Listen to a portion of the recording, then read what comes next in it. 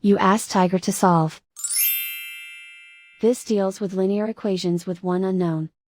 The final result is x equals -9/2. Let's solve it step by step. Group all constants on the right side of the equation. Add 6 to both sides. Simplify the arithmetic.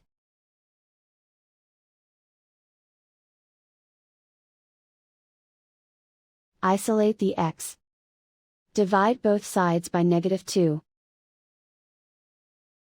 Cancel out the negatives. Simplify the fraction. Move the negative sign from the denominator to the numerator. And so the final result is x equals -9/2.